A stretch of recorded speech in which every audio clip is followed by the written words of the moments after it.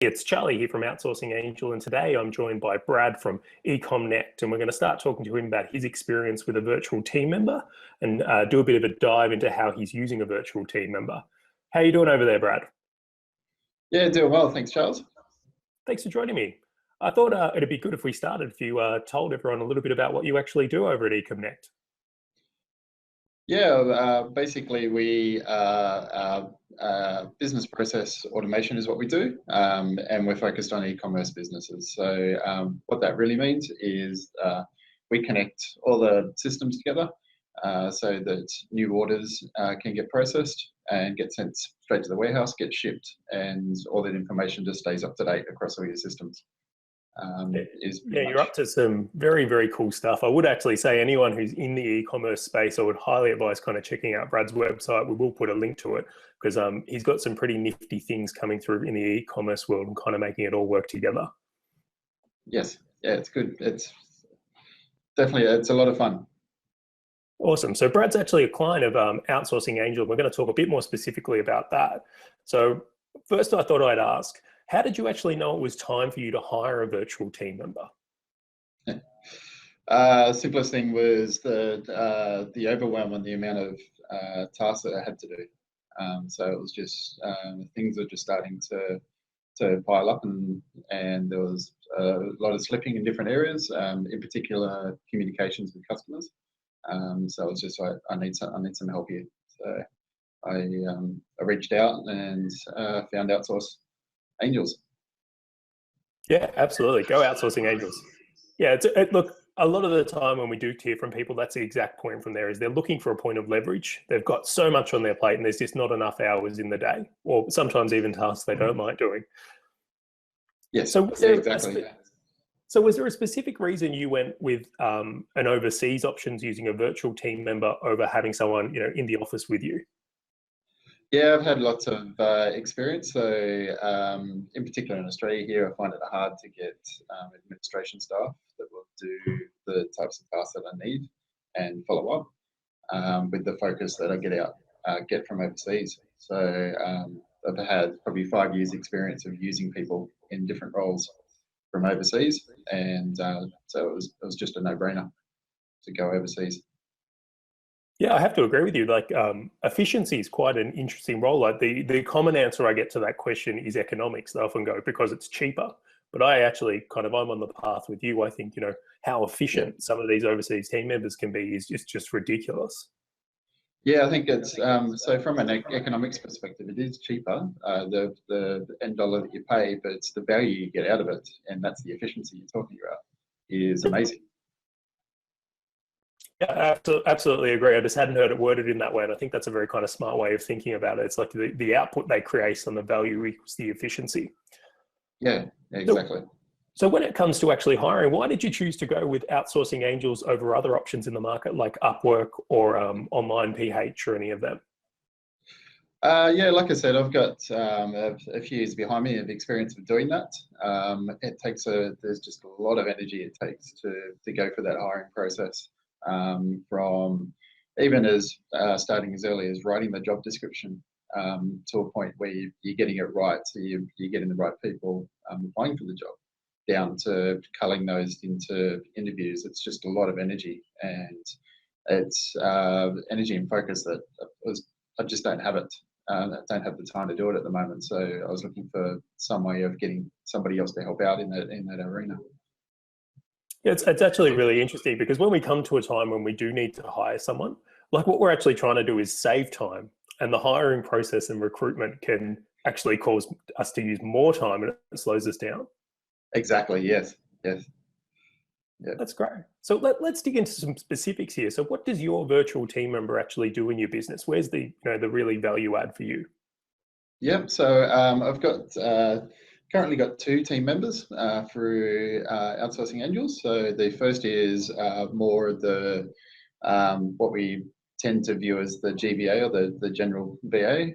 She helps out with daily administration tasks, does transcription. So I will record email responses, for instance, and send it to her, and she'll do the email response for me. She keeps my calendar intact. As an extension of what she helps as well, I do get help from your team as well on how to make that process much more efficient. So I believe it's yourself that uses Calendly, for instance, and that one of your team members has introduced that to us and has made that process of managing the calendar so much easier. I swear I should It's get just an amazing. affiliate link for them because I am their You biggest should. fan. Like, Yeah, so good, and especially with a it VA is. because you can get them to use the link to book all your stuff in for you. So, Exactly. Yeah. So that's been working really well, and it's actually one of the big advantages I've found from using outsourcing angels is getting that value add on getting that process, getting some of these processes a lot smoother. So it's been great. yeah, I actually like to think of myself and Lynn like as co-founders, like we're always kind of testing things and seeing how far we can push it, and then we're really wanting to pass that down. And like Calendly is one of the things we found early on, and we go, everyone should have this. And we're hoping Yeah. actually we've got a few more tricks coming. So as they kind of progress, I'll be sure to send them your way. Yeah, and Lynn gave me a very quick tutorial on how she does screen recordings, for instance, and that has increased my time and increased my ability to get tasks over to the VA, which is awesome. They also got me onto Basecamp so that we can manage all those tasks. Oh, brilliant! You've taken Really? the full initiative. I love it. You've gone the whole system, and that's what I like to hear because it's at the end Yeah, of the day when you combine all these things, this is where the awesome kind of power comes to it. You can get a lot done. exactly. Yeah. So it's really working well.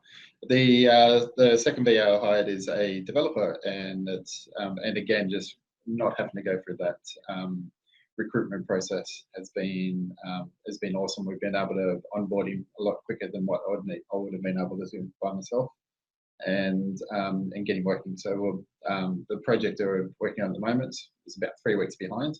I think we finally caught up 2 of those weeks in a couple of days. So it's been great. Fantastic. Well, that's what I like to hear. Yeah. We put a lot of effort into vetting our staff and making sure they're kind of trained really well for the position, and it just kind of shows in that instance where someone's coming really quick and being able to do a great job. Yeah, yeah, and when so obviously like the first few days, there's always teething issues. Lynn and Wendy have been there just to sort those out. So the first day, for instance, the developer thought starting time was 9 o'clock Philippines time. At 9 o'clock Australian time come around, he hasn't shown up yet. So it was just a quick phone call from Wendy just to see what was going on. He's going, oh, sorry, I thought it was 9 o'clock Philippines time. So yeah, having those guys just there managing that process has been amazing as well. So, See, and that's one of the things. If you were dealing with an independent, you would think they weren't going to show up for the day. But when you've got that kind exactly, of yeah, support, it's an easy, quick fix. yeah, yeah. And yeah, it's not like it was anyone's real fault. It was just miscommunication. It was fixed really quickly, just because the team was there to sort it out. Oh, it makes me happy to hear that. So, what's Yeah. your biggest challenge been with having a virtual team member then? Um, my biggest at the moment is getting enough work to them.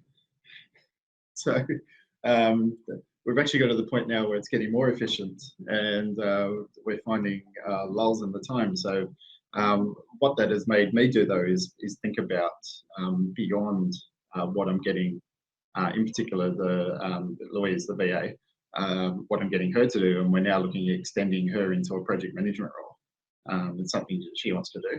And when we've got lulls, she can do a bit of training. She can take on more of the project management around the delivery of the projects that we're doing. So, You hit the hot word there for me. I actually went through the same thing where I had a full-time VA and then didn't quite have enough hours for them. I'm like, oh, what am I going to do? And I started yeah, to kind of think about it and go, well, what would I like her to do? What training can I put in place to get the most value? And we went with Photoshop. Photoshop was something where I wanted my VA to have skills, and then project yeah, management tool, Podio, which I use, which is similar to Basecamp. I was like, well, if she can do more work in Podio and more work on our graphics, then she's going to be a bigger value add to the team. And it makes me very happy to hear you're on the same path. yes, yeah, yeah. We got a bit. We got a fair bit to go yet, but yeah, we're heading down that path, so it's good. No, that's great. So I guess the last question I've got for you from here is like, what was your advice, or what would you tell the person that was in the position where you started before you got a virtual team member? on how about this process, what would you tell them? If you're hesitating, just jump in. Straight to the Yeah, point, so just do it.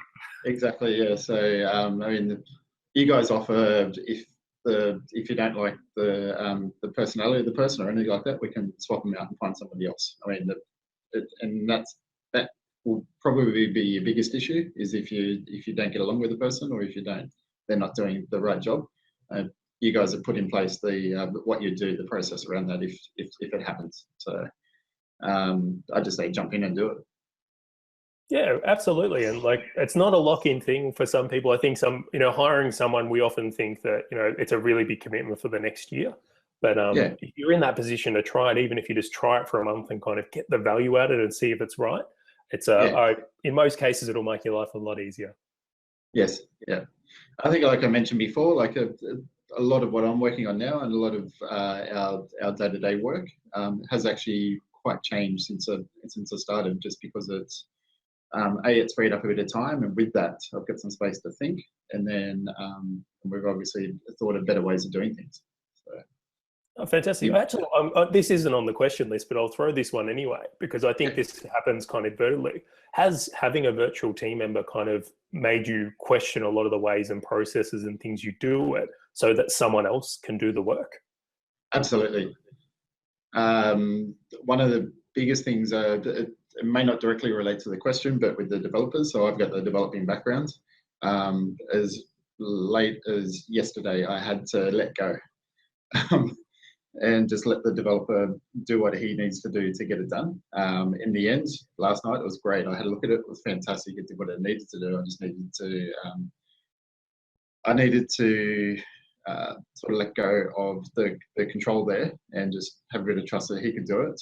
And in doing that, I was able to see how we can get a lot more developed by me doing that. So I think I was a bit of a bottleneck there in that process. So I'm not sure if that directly answered that question, but it felt No, right.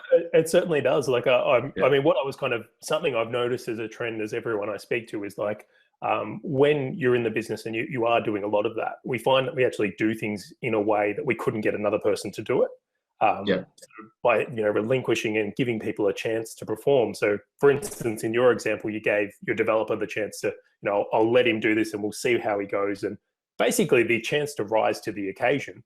But by doing that, you've kind of opened up a new door to go, well, we can do that again, and what else can we do? What are the other things I could actually remove from what I'm doing? Yes. Yeah. Exactly. Oh, awesome, Brad. Well, thank you so much for coming on and basically being interrogated by me. No worries. We very much look forward to having you as a client at Outsourcing Angels, and we hope some other people will get on board.